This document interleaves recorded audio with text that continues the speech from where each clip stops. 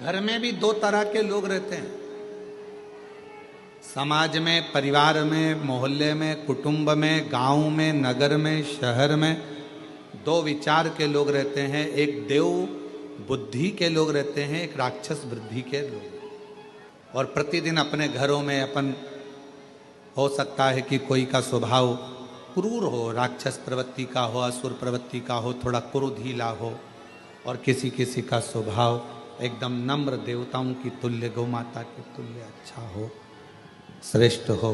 किसी किसी का स्वभाव अच्छा हो। अब इसमें शिव महापुराण की कथा कथी है, भगवान शंकर का चरित्र कथा है, शिव तत्व कथा है, शंकर जी की कथा कथी है। आपस में कितना भी झगड़ा हो रहा हो, आपस में कितनी भी लड़ाई हो रही हो, कितना भी झगड़ा हो रहा हो, पर आखिरी में जैसे मंथन में विष निकला,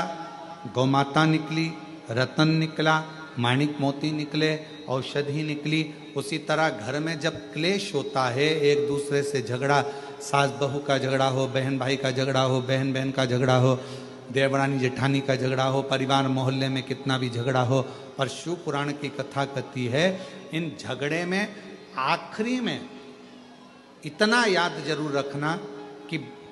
सब निकल जाए मन का मेल, तब अमृत जरूर निकलना चाहिए, मतलब एक दूसरे में साझा जरूर होना, तब एक दूसरे से साझा बनाओ। जेठानी से कितना भी झगड़ा हो जाए ना,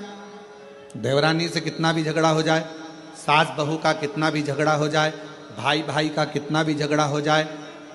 रिश्तेदार का कितना भी झगड़ा हो जाए, मोहल्ले में कितना भी आपस में झगड़ा हो जाए, पर शिव महापुराण की कथा कहती है झगड़ा कितना भी हुआ हो, पर बात करना कभी बंद मत करो, भले थोड़ी करो पर बात जरूर। क्यों? कितना बड़ा भी झगड़ा हो, उसका अंत बातों से ही होता है।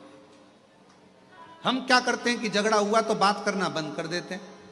झगड़ा हुआ तो हमने बोलना बंद कर दिया, झगड़ा हो गया तो हमने उसका मुंह देखना बंद कर दिया, झगड़ा हो गया तो हमने बात करना बंद कर दी, मतलब वो फिर बात धीरे धीरे धीरे धीरे बढ़ती जाती, और वो झगड़ा फिर आखिरी में बहुत बड़ा घात उत्पन्न करता है,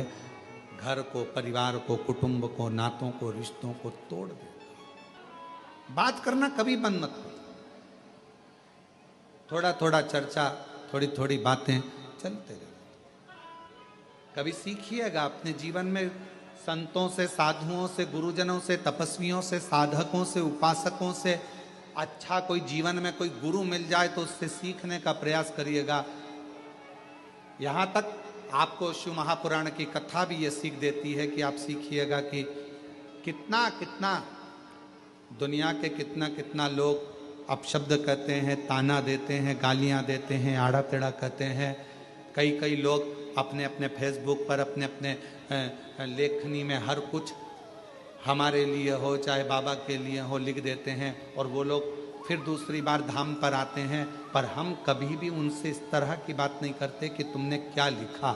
हम उनका सम्मान ही करते हैं, उन्होंने जो लिखा अपनी मर्जी से। कभी तो बाबा कृपा करेगा। दुनिया के लोग न्याय करने में जल्दबाजी कर सकते हैं, पर मेरा शंकर भगवान, मेरा कुबरेश्वर बाबा एक ना एक दिन न्याय जरूर करता है। किसी ने हमको गाली दी है तो उसको भी एक ना एक दिन गाली खाने को मिलती ही है।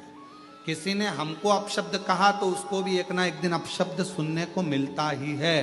किसी ने हम पर उंगली उठाई तो एक ना एक दिन उस पर भी उंगली उठती ही है। ये विचार अपने अंदर, आप शंकर के भक्त, आप विद्वान हैं, आप किसी पर उंगली उठा रहे हो तो एक दिन कोई बड़ा विद्वान आपको भी मिलेगा, आप पर भी उंगली उठाए, फिर उसको भी कोई मिलेगा तो वो भी उंगली उठाए। इसलिए अपने निर्णय को, अपने न्याय को परमात्मा पर छोड़ दो, हम उसके आश्रित। जेठानी ने झगड़ा कर लिया, बात करना बंद कर दिया, देवरानी ने झगड़ा कर लिया, बात करना बंद कर दिया, सास ने झगड़ा कर दिया, बहू ने बात करना बंद कर दिया, बहू ने करा तो सास ने बात, ना ना, आपस में बातचीत चालू रहने दो। कभी ना कभी ये झगड़ा एक ना एक दिन ठंडा होगा, और जब ठंडा होगा तब फिर आप और दुनिया के लोग फिर एक